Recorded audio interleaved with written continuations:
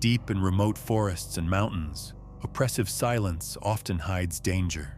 Travelers vanish suddenly, campsites are torn apart, and survivors recall guttural roars and towering, hulking shapes beyond ordinary predators. From a family's treehouse methodically smashed until it collapsed, to an RV flipped and crushed while gear was stacked in eerie order, these encounters span terror and survival. In this video, we'll uncover 6 chilling encounters that hint at what may lurk beyond human understanding. The remote taiga forests of Siberia stretched endlessly beyond the Ural Mountains, where civilization gave way to wilderness that had remained largely untouched for centuries. In this vast expanse of pine and birch trees, the Volkov family had constructed their summer retreat, a modest wooden treehouse perched 20 feet above the forest floor. The structure, built by patriarch Dmitry Volkov 3 summers prior, served as their annual escape from the industrial smog of Yekaterinburg. The area held particular significance for the family, as Dmitry's grandfather had once worked these very forests as a logger in the early 19th before the revolution changed everything. Dmitry Volkov, a 45-year-old factory supervisor, had brought his wife Katerina, their teenage son Alexei, and 11-year-old daughter Yelena to spend 2 weeks in their elevated sanctuary. The treehouse itself was a sturdy construction of local timber, supported by 4 thick pine stilts that Dmitry had reinforced with steel bracket.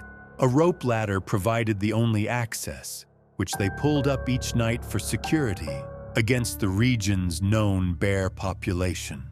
August 11th, 2023 had been unremarkable. The family spent the day hiking familiar trails, collecting mushrooms, and enjoying the crisp mountain air that provided relief from the summer heat. Katerina had prepared a simple dinner of canned soup and bread. While the children played cards by lantern light, they retired early, as was their custom, with plans to fish the nearby stream at dawn. Yelena later recounted that she had been awakened around 2 in the morning by what she initially mistook for wind shaking the trees. The treehouse began to sway gently, then more violently, as though something massive was pushing against the supporting posts below. Her parents stirred first, with Dmitry whispering to Katerina that it was likely a bear investigating their food cache, which hung from a distant tree. The shaking intensified. Dishes rattled off the small table, and the wooden beams groaned under stress they were never designed to handle. Through the floorboards, Yelena reported hearing deep, guttural growls that seemed to emanate from something much larger than any bear she had encountered during previous visits. The sound was different, more deliberate, almost thoughtful in its resonance. Dmitry moved cautiously to the window, but the moonless night revealed little beyond the black silhouettes of surrounding pines. The growling continued, punctuated by heavy footfalls that circled the treehouse in a methodical pattern. Alexei, now fully awake, crawled to join his sister near the far wall, where a small gap between boards offered a limited view of the ground below. What Yelena glimpsed through that crack would haunt her for years. A massive figure, easily 8 feet tall and proportioned like no animal she knew, moved between the trees with surprising grace. Its shoulders were extraordinarily broad, and it walked upright with the confident gait of something that feared nothing in these woods. The creature paused directly beneath their refuge, tilting what appeared to be a large head upward, as though studying their sanctuary. The attack began without warning.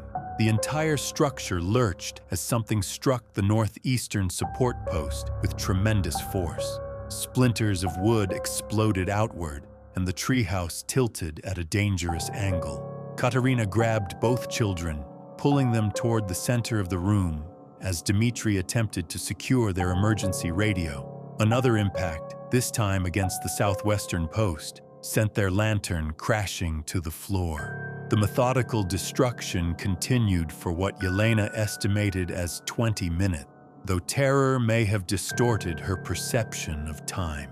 Each blow seemed calculated to weaken the structure gradually, rather than bring it down immediately. Between impact, the growling would resume, sometimes moving in circles around their failing refuge, sometimes pausing as though the creature was examining its handiwork. The final attack came as a series of rapid impacts against all 4 support posts. The northeastern beam, already severely damaged, snapped with a sound like thunder. The treehouse tilted violently, throwing the family against the far wall. Dmitri managed to push Yelena toward the window as the floor gave way beneath them. She later recalled falling through pine branches that scratched her face and arms before landing in a pile of soft moss 20 feet below. When she regained consciousness, dawn was breaking through the forest canopy. The treehouse lay in ruins around her, its walls collapsed and support posts reduced to jagged stump. She found Alexei first, pinned beneath a heavy beam that had crushed his chest. Her parents lay nearby, their injuries suggesting they had been caught in the structure's complete collapse. Yelena's survival instincts, perhaps inherited from generations of hardy Siberian ancestors, drove her to climb the tallest nearby pine and wait for the search party her father had promised to contact by radio if they failed to return on schedule. The rescue team arrived that afternoon, led by local hunter Boris Petrov, who had assisted the family in previous years. The investigators found exactly what Yelena had reported: massive footprints in the soft earth around the destroyed treehouse. The prints measured nearly a meter in length and showed clear toe impressions, suggesting a bipedal creature of extraordinary size. The tracks formed a perfect circle around the former location of the structure, then led northwest into dense forest, where they eventually disappeared on rocky ground. Official reports attributed the tragedy to a bear attack, citing the region's growing brown bear population and recent drought conditions that might have driven hungry animals closer to human habitation. However, Boris Petrov privately confided to colleagues that no bear possessed the intelligence to conduct such a methodical attack, nor the physical capability to leave prints of that size and configuration. Yelena spent 6 months in a Yekaterinburg hospital, recovering from her injuries and the psychological trauma of losing her family. Upon her release, she was placed with relatives in Moscow, where she rarely spoke of the incident. When pressed by investigators, she maintained that the creature she glimpsed was too tall, too human-like in its movement, and far too deliberate in its actions to be any known animal. The treehouse site remains abandoned, though local hunters occasionally report finding similar footprints in the surrounding area. The official investigation was closed within 6 months, but Yelena Volkova, now 18 and living quietly in the capital, still wakes some nights to the memory of guttural growls and methodical footsteps circling below. The remote rainforests of Queensland's far north had drawn adventurous travelers for decades, offering pristine wilderness experiences far from Australia's crowded coastal cities. The Daintree region, with its ancient ferns and towering eucalyptus trees, represented one of the world's oldest surviving rainforest ecosystems. Local Aboriginal communities had long spoken of the area's spiritual significance, though few tourists bothered to learn these stories before venturing into the dense jungle. On July 20th, 2019, Tom Harper, a 34-year-old engineer from Brisbane, had organized the camping trip as a reunion with his university friends. His wife Mia, a primary school teacher, had initially resisted the idea of spending their anniversary weekend in such an isolated location. However, the promise of reconnecting with Liam Turner, Tom's former roommate, and his partner Zoe had eventually won her over. The group had booked space at a small RV park that catered to serious bushwalkers and nature photographers. The park itself consisted of little more than a gravel clearing surrounded by towering trees, with basic facilities and numbered plots for recreational vehicles. The nearest town lay 40 kilometers away along a dirt road that became impassable during heavy rains. Cell phone coverage was non-existent, though the park maintained a satellite phone for emergencies. The owner, an elderly man named Murphy, had warned them about dingoes and reminded them to secure all food in the provided metal lockers. Tom and Mia had rented a compact RV, while Liam and Zoe had brought their own trailer and camping gear. They spent their first afternoon exploring nearby walking trails, marveling at the dense canopy that filtered sunlight into ethereal green columns. The friends caught up over dinner, sharing stories of career changes and recent travels, while the forest hummed with insect life around them. Zoe later reported that she had felt watched during their evening meal, though she dismissed the sensation as typical nervousness about camping in unfamiliar territory. The group retired early, with Tom and Mia in their RV, while Liam and Zoe settled into their trailer about 20 meters away. The night sounds of the rainforest, bird calls, rustling leaves, and distant fruit bats initially masked any unusual activity. Around 3 in the morning, Zoe awakened to complete silence. The normal chorus of night sounds had ceased entirely, replaced by an oppressive quiet that seemed to press against her eardrums. She nudged Liam awake, whispering that something felt wrong, but he groggily suggested she was simply adjusting to the unfamiliar environment. The first indication of trouble came as a gentle rocking motion, as though their trailer was being carefully tested by something outside. Liam sat up, assuming high winds were affecting their lightweight accommodation. However, the trees visible through their small window showed no movement, and the air remained perfectly still. The rocking intensified, becoming a deliberate side-to-side motion that sent their camping equipment sliding across the trailer's floor. Zoe reported hearing heavy breathing outside, followed by what sounded like careful footsteps circling their vehicle.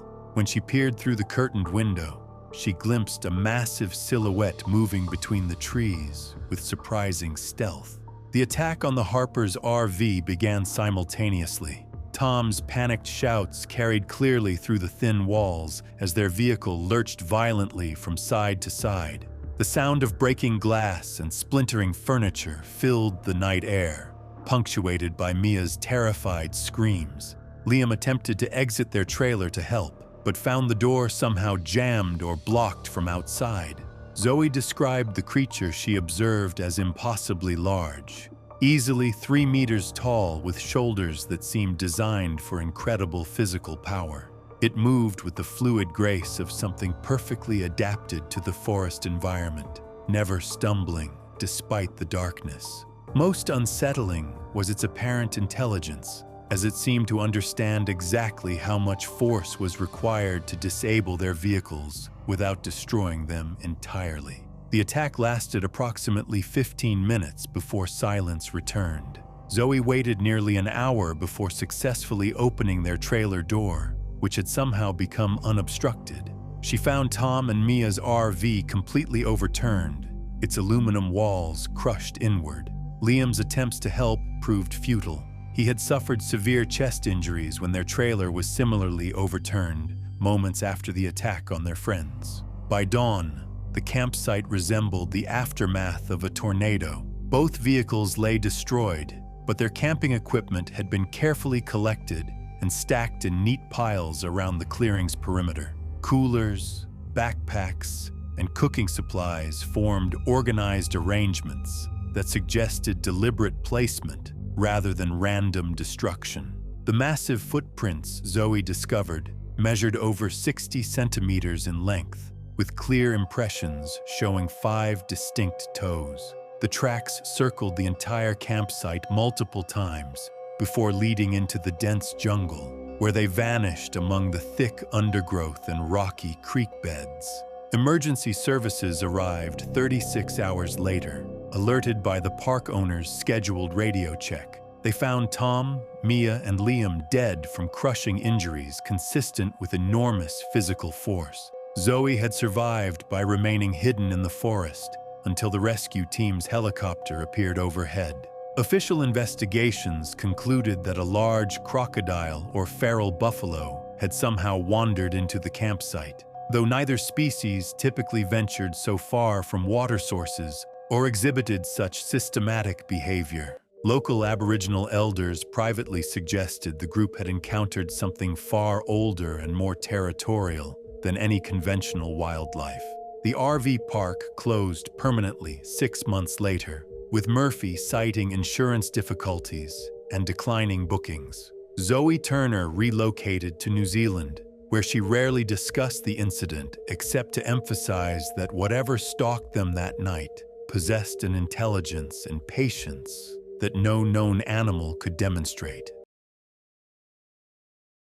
The Scottish Highlands had long attracted photographers seeking to capture the region's dramatic landscapes and ever-changing weather patterns. The area around Glencoe, with its ancient volcanic peaks and mist-shrouded valleys, offered particularly striking opportunities for those willing to venture beyond well-traveled tourist routes. Local legends spoke of creatures that roamed these hills long before humans arrived, though most visitors dismissed such stories as folklore designed to add mystery to their Highland experience. On September 9, 2017, Fiona MacLeod, a 29-year-old freelance photographer from Edinburgh, had spent years documenting Scotland's remote regions for travel magazines and outdoor equipment companies. Her reputation for capturing authentic wilderness scenes had earned her assignments across Europe, but she maintained that nothing compared to the raw beauty of her homeland's northern territories. Her companion, Callum Fraser, worked as a geology professor at a major university in Glasgow and often joined her expeditions to study rock formations and geological features. The pair had collaborated on several published articles combining Fraser's scientific expertise with MacLeod's striking imagery. Their professional relationship had evolved into a close friendship built on shared respect for Scotland's wild places. They had planned a 3-day expedition to photograph and document a series of remote valleys that remained largely unexplored by commercial tourism. The area they selected lay roughly 30 kilometers from the nearest road, accessible only by hiking trails that required careful navigation and considerable physical fitness. Weather forecasts predicted typical highland conditions: intermittent rain with occasional clear periods. MacLeod and Fraser established their base camp in a sheltered glen beside a small stream, surrounded by heather-covered slopes that rose steeply toward rocky peaks. The location offered excellent photographic opportunities while providing access to the geological formations Fraser wanted to examine. They had brought sufficient supplies for 5 days, planning to move camp daily to cover maximum territory. The first 2 days proceeded exactly as planned. MacLeod captured spectacular images of morning mist rising from the valley floor, while Fraser collected rock samples and recorded GPS coordinates of interesting formations. The weather remained cooperative, with enough sunshine between cloud cover to make their work productive and enjoyable. On their third evening, an unusually dense fog rolled into the valley with surprising speed. MacLeod later reported that the mist seemed to pour down the mountainsides like thick liquid, transforming their familiar campsite into an alien landscape within minutes. Visibility dropped to less than 10 meters, forcing them to abandon their planned sunset photography session. Fraser suggested they remain close to camp until the fog lifted, noting that such weather patterns typically cleared by morning in this region.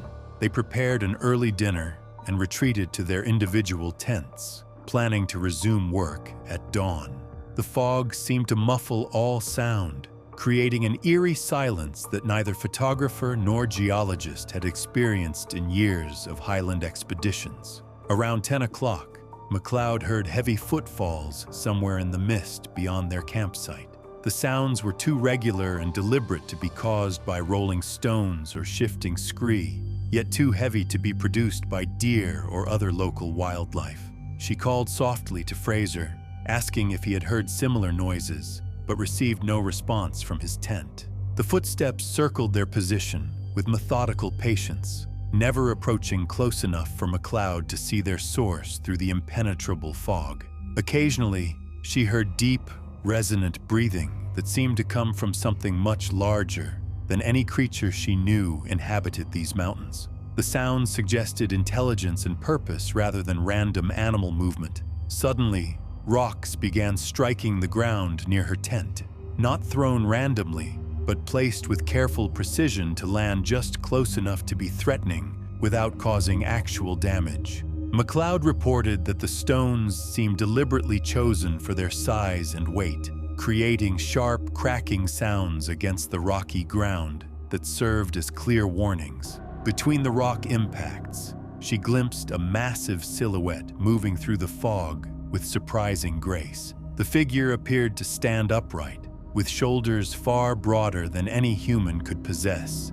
It moved with the confident bearing of something perfectly at home in this harsh environment, never stumbling despite the treacherous terrain and complete lack of visibility. McLeod called repeatedly to Fraser, but her shouts seemed swallowed by the thick mist. When she finally summoned the courage to leave her tent and check his location, she found his camping equipment scattered in a rough circle around an empty sleeping area. His hiking boots remained neatly placed beside the tent entrance, but Fraser himself had vanished completely. The fog began lifting around midnight, revealing a landscape that looked entirely different from the familiar valley they had photographed for 2 days. Equipment that had been carefully organized now lay scattered in patterns that suggested deliberate rearrangement rather than random destruction. Their cooking gear had been stacked in neat piles near the stream, while Fraser's geological samples were arranged in precise rows along a nearby rock ledge. McLeod discovered massive footprints pressed deep into the soft earth around their former campsite. The prints measured approximately 60 centimeters in length and showed distinct toe impressions that indicated a bipedal creature of extraordinary size. The tracks formed several complete circles around the area where Fraser had disappeared, before leading up a steep slope toward rocky terrain where they became impossible to follow. She spent the remainder of the night photographing the scene and collecting what gear she could carry, then began hiking toward the nearest road at first light. The 20-kilometer journey took her 8 hours, during which she saw no further sign of Fraser or the creature that had stalked their camp. Mountain rescue teams arrived within hours of McLeod's report, but 3 days of intensive searching produced no trace of the missing geologist. The official investigation concluded that Fraser had likely become disoriented in the fog and fallen into one of the area's numerous hidden crevasses or deep pools. Local shepherds and hikers privately expressed different opinions, noting that Fraser had been an experienced mountaineer with extensive knowledge of highland terrain. Several reported finding similar massive footprints in remote areas over the following months, always in locations where lone hikers or small groups had reported feeling watched or stalked. McLeod returned to Edinburgh, but never resumed her wilderness photography career. She relocated to London 6 months later, where she works exclusively on urban architectural projects. When pressed about the Highland incident, she maintains that something intelligent and patient had tested them that night, demonstrating capabilities far beyond those of any known wildlife, while leaving just enough evidence to suggest its reality without providing definitive proof. The rolling hills of eastern Tennessee had supported small rural communities for over 2 centuries, with family-owned businesses serving as the backbone of local commerce. Along State Route 441, between the larger towns of Gatlinburg and Cherokee, scattered country stores provided essential services to residents who lived miles from the nearest supermarket. These establishments typically served multiple generations of the same families, creating bonds that extended far beyond simple commercial transactions. In 2021, Clara Hayes had inherited her grandfather's country store, After completing a business degree at a major university in Tennessee, the 32-year-old entrepreneur had modernized the operation while maintaining its traditional character, adding internet service and expanded grocery selections, while preserving the old-fashioned atmosphere that attracted both locals and passing tourists. Her store sat at the intersection of two quiet country roads, surrounded by dense forests that had been logged and regrown several times since the 1800s.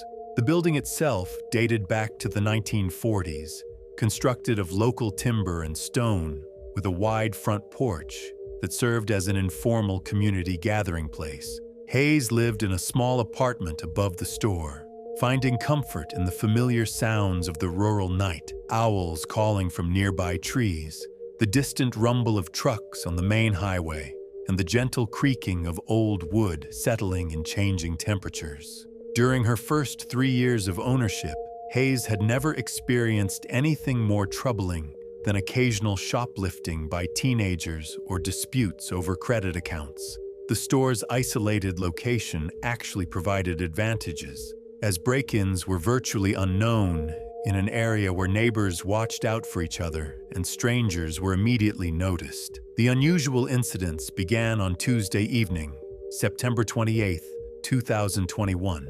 Hayes had spent the day reorganizing inventory and updating price tags, leaving her merchandise displays in perfect order before locking up around 9 o'clock. When she opened the next morning, she discovered that several items had been subtly rearranged, canned goods stacked in unusual patterns, tools hung in different positions, and bags of seed arranged in precise geometric formations.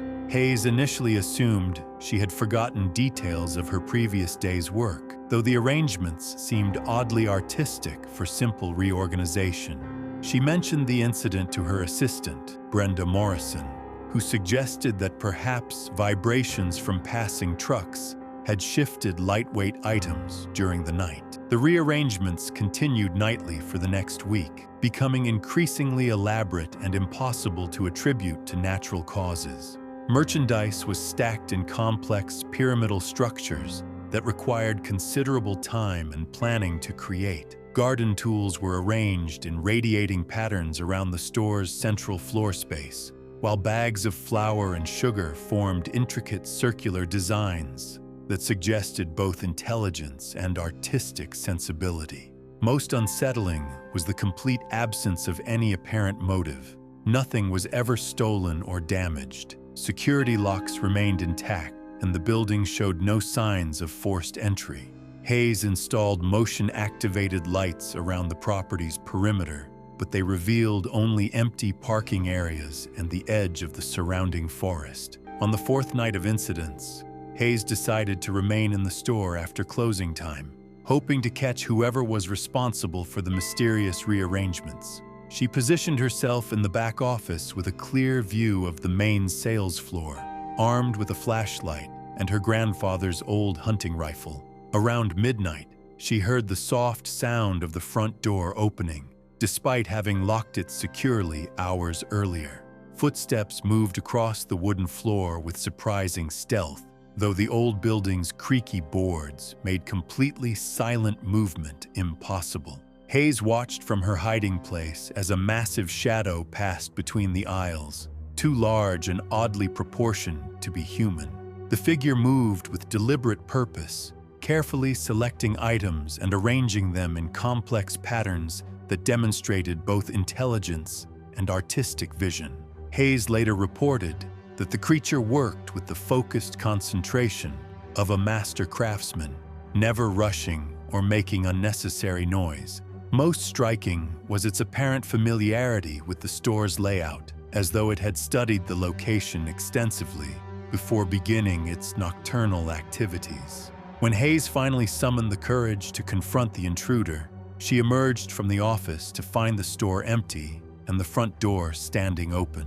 The night air carried an unfamiliar scent, earthy and wild, like a deep forest after heavy rain. She grabbed her flashlight and stepped onto the front porch, scanning the darkened parking area for any sign of movement. The The massive figure stood motionless among the trees at the forest's edge, easily visible despite the darkness due to its extraordinary size. Hayes estimated its height at nearly 10 feet, with shoulders that seemed designed for incredible physical power. The creature observed her for several long moments before melting back into the forest with surprising grace and silence. Hayes spent the remainder of the night photographing the intricate arrangements left throughout her store.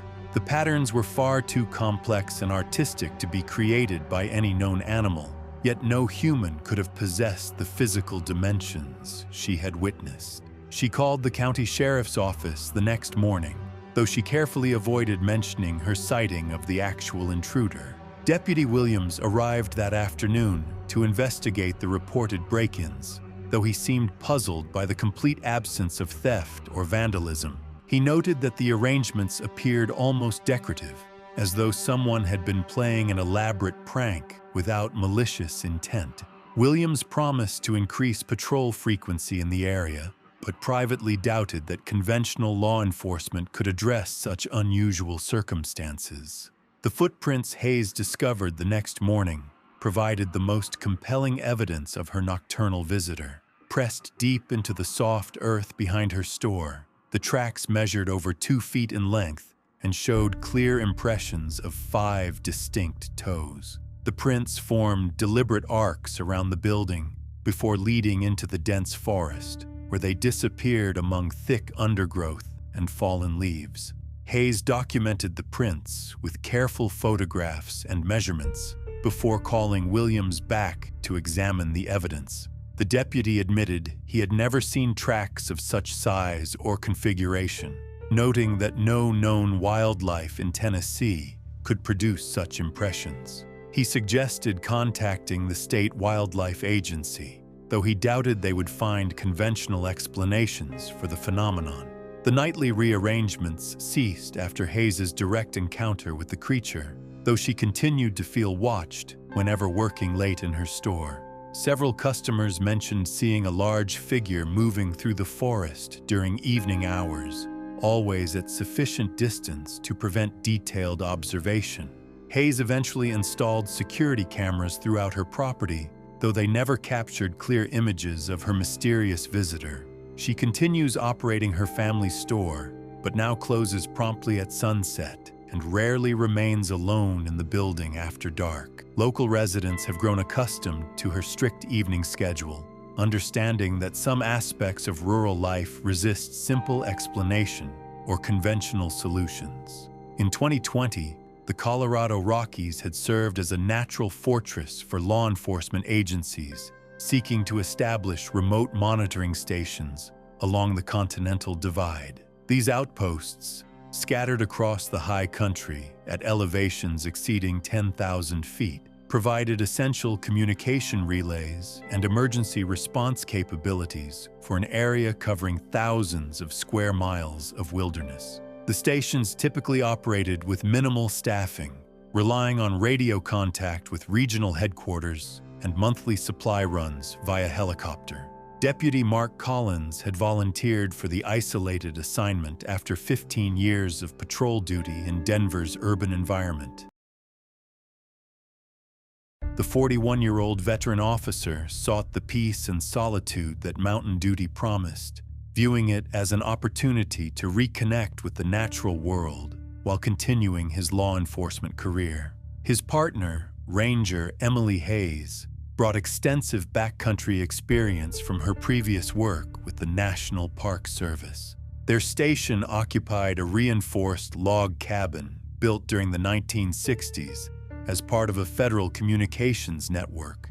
The structure sat on a windswept ridge surrounded by stunted pine trees and massive granite outcroppings that provided some shelter from the region's notorious weather patterns. Solar panels and a backup generator supplied power, while a sophisticated radio system maintained contact with civilization far below. The assignment required the team to monitor weather conditions, coordinate search and rescue operations, and maintain the complex electronic equipment that served the entire regional network. During winter months, The station was accessible only by helicopter or snowmobile, though summer brought occasional visits from serious hikers attempting to traverse the Continental Divide Trail. Collins and Hayes had worked together for 8 months without incident, developing the efficient partnership necessary for successful operation in such demanding conditions. Their routine included regular equipment checks, weather observations, and radio communications with headquarters every 6 hours. The isolation had proven beneficial for both officers, providing respite from the stress and chaos of lower elevation law enforcement work. On January 15th, a severe winter storm had cut their helicopter supply run short, leaving them with reduced provisions but adequate supplies to wait for improved weather conditions. The storm brought heavy snow and winds exceeding 60 miles per hour, making travel impossible and limiting their communication capabilities. Such conditions were typical for high-altitude Colorado winters, though this particular system seemed unusually persistent and intense. The attack began at 1:30 a.m. during the storm's peak intensity. Collins later reported being awakened by tremendous impacts against the cabin's log walls, far too powerful to be caused by wind-driven debris or falling branches. The entire structure shook with each blow, causing equipment to shift and windows to rattle in their frames. Hayes attempted to establish radio contact with headquarters, but discovered that their primary antenna had been damaged, producing only static and broken transmissions. The backup system seemed functional, though atmospheric conditions prevented clear communication beyond a few miles. Emergency protocols required them to maintain position unless faced with immediate life-threatening circumstances. The attack continued for nearly 20 minutes, with systematic impacts against all 4 walls of their fortified shelter. Collins observed through reinforced windows that the attack seemed deliberately planned rather than random, as though something was testing the building's structural integrity at specific points. Most disturbing was the apparent intelligence behind the attack, as the impacts avoided areas where windows might provide visual access to the cabin's interior. Between the thunderous blows against their walls, both officers heard deep, resonant growling that seemed to come from something much larger than any known mountain wildlife. The sounds carried clearly over the howling wind, suggesting a creature of extraordinary size positioned very close to their building.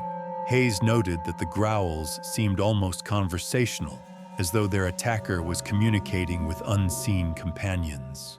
The most terrifying moment came when Collins glimpsed their assailant through a gap in the storm shutters. The figure stood nearly 10 feet tall, despite moving in a crouch, with shoulders that seemed designed for incredible physical power. It circled their cabin with methodical patience, pausing at each corner to examine the structure before continuing its deliberate reconnaissance. Hayes managed to reach the emergency beacon that would alert headquarters to their situation, though she knew that rescue attempts would be impossible until the storm subsided. The beacon's activation seemed to trigger a final massive attack against their shelter's main door, which splintered under repeated impacts from something that struck with the force of a battering ram. Collins positioned himself with his service weapon while Hayes gathered their survival gear, preparing for the possibility that their shelter might be completely compromised. However, the attack ceased as suddenly as it had begun, leaving them in an eerie silence broken only by the storm's continuing fury. When dawn finally revealed the extent of damage to their station, Collins ventured outside to assess their situation while Hayes maintained radio watch. He found massive footprints in the fresh snow surrounding their building, measuring over 2 feet in length and showing clear impressions of 5 distinct toes. The tracks formed complete circles around their cabin before leading down the ridge toward heavier timber. Most puzzling was the arrangement of their outdoor equipment, which had been carefully stacked in neat piles near the tree line despite the storm's violence. Emergency supplies that had been scattered by wind were organized in orderly rows, while damaged antenna components were arranged in patterns that suggested deliberate placement rather than random destruction. The helicopter rescue team arrived 36 hours later, after weather conditions finally permitted flight operations. They found Collins unconscious in a snowbank 50 meters from the cabin, suffering from severe chest injuries, deep lacerations, and extensive bruising consistent with being dragged across rough terrain. His injuries suggested an encounter with something possessing tremendous physical strength and surprising precision. Hayes provided the only coherent account of their ordeal, maintaining that something of extraordinary size and intelligence had stalked their isolated station throughout the night. She emphasized that the creature had demonstrated capabilities far beyond those of any known mountain wildlife, showing both the patience to conduct extended reconnaissance and the intelligence to manipulate their environment in deliberately unsettling ways. Official reports attributed the incident to a bear attack, citing the region's growing grizzly population and harsh winter conditions that might drive hungry animals to investigate human habitations. However, wildlife biologists privately noted that no bear could produce tracks of such size or demonstrate the systematic behavior Hayes described. Collins recovered from his injuries after 3 months of hospitalization, though he never returned to mountain duty. Hayes requested transfer to lower elevation assignments, where she continued her law enforcement career, while rarely discussing the night when something from the high country's deepest wilderness tested their resolve and found them wanting. In 2018, the vast steppes of Mongolia had sustained nomadic herders for over 1,000 years, with traditional practices passing unchanged from generation to generation across the windswept grasslands. In the remote regions near the Altai Mountains, where modern infrastructure remained virtually non-existent, herders still followed ancient migration patterns dictated by seasonal weather and pasture conditions. But Saikan Temujin represented the 5th generation of his family to tend yak herds on the high plateau that stretched between mountain ranges toward the Chinese border.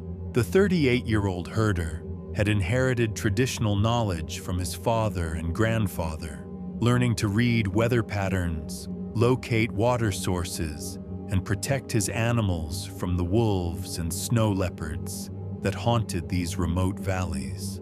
His grazing territory covered roughly 50 square kilometers of rolling grassland, punctuated by rocky outcroppings and seasonal streams. During summer months, the plateau provided excellent pasture for the hardy yaks that formed the foundation of his family's economy.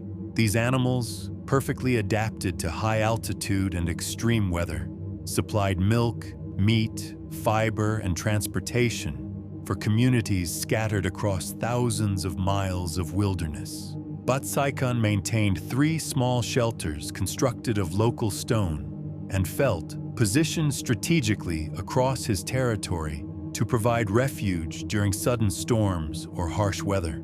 His lifestyle required constant movement, as the yaks needed fresh grazing areas and access to clean water sources that varied with seasonal conditions. Radio communication with distant relatives was possible only from certain elevated positions where atmospheric conditions permitted signal transmission. The herder had noticed subtle changes in his animal's behavior during the previous month, though he initially attributed these to normal seasonal adjustments. The yaks seemed more nervous than usual, clustering together during daylight hours and showing reluctance to graze in areas they had previously favored. Several times, he had observed the entire herd suddenly lifting their heads in unison, staring toward distant ridges as though detecting something beyond human perception. Local wildlife had also demonstrated unusual patterns, with the typical population of marmots and pikas seemingly abandoning traditional burrow sites without apparent reason. Even the ever-present golden eagles had altered their hunting patterns, avoiding certain valleys where they had previously nested for countless generations. On the morning of October 8th, Batsaikan discovered that 43 of his 62 yaks had vanished during the night. The missing animals represented his most valuable breeding stock, including the dominant bull and several pregnant females, essential for maintaining his herd's genetic diversity. Such a loss threatened not only his immediate economic survival, but also his family's traditional way of life. The disappearance defied conventional explanation. No predator in Mongolia possessed the capability to kill and remove so many large animals without leaving extensive evidence of struggle or feeding. Wolves might take 1 or 2 yaks under favorable circumstances, but could never handle such numbers. Snow leopards were solitary hunters that avoided large groups entirely. Batsaikan's careful examination of the grazing area revealed massive footprints pressed deep into the soft earth around the perimeter of his herd's overnight location. The tracks measured approximately 70 centimeters in length and displayed clear impressions of 5 distinct toes, suggesting a bipedal creature of extraordinary size. Most puzzling was the tracks' distribution. They formed several complete circles around the area where his yaks had disappeared, then led toward rocky terrain where further tracking became impossible. Even more disturbing was the deliberate rearrangement of his equipment and supplies. Tools that he had left scattered around his temporary camp were now stacked in neat piles near prominent boulders, while lengths of rope were arranged in precise geometric patterns that seemed to serve no practical purpose. His portable shelter had been shifted several meters from its original position, though it remained intact and carefully repositioned rather than damaged. The discovery that concerned Batsaikan most was the systematic arrangement of yak dung around his camping area. The dried manure had been collected and formed into circular patterns that resembled traditional Mongolian symbols, though their meaning remained unclear to him. Such arrangements required considerable time and effort to create, suggesting intelligence and purpose rather than random animal behavior.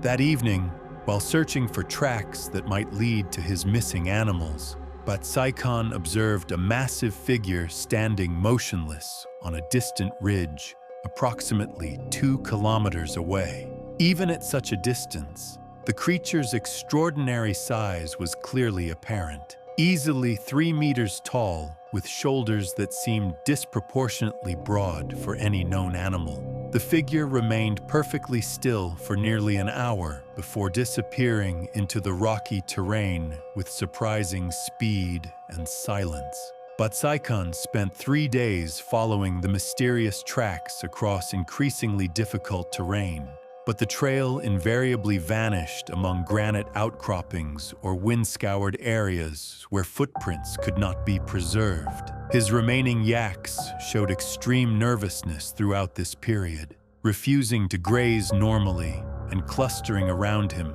as though seeking protection from an unseen threat. Local herders whom Batsaikan contacted via radio reported similar mysterious losses over the previous year, though few had been willing to discuss the incidents openly.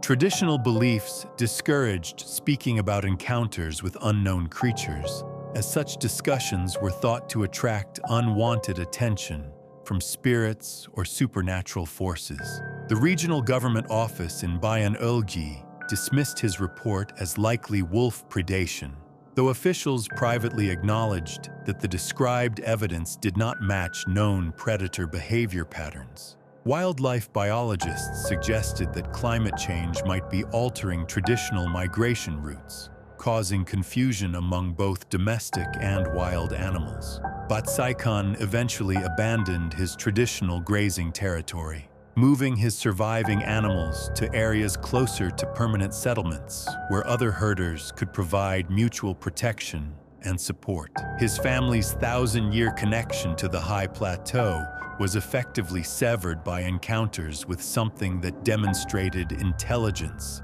patience, and capabilities far beyond those of any known wildlife. He now tends a much smaller herd near a remote settlement on the Mongolian steppe, where he occasionally encounters other herders who privately share similar stories of mysterious losses and strange encounters. These conversations always occur in whispered tones, as traditional beliefs maintain that speaking openly about such creatures might provoke further attention from forces that prefer to remain hidden in Mongolia's vast and empty spaces.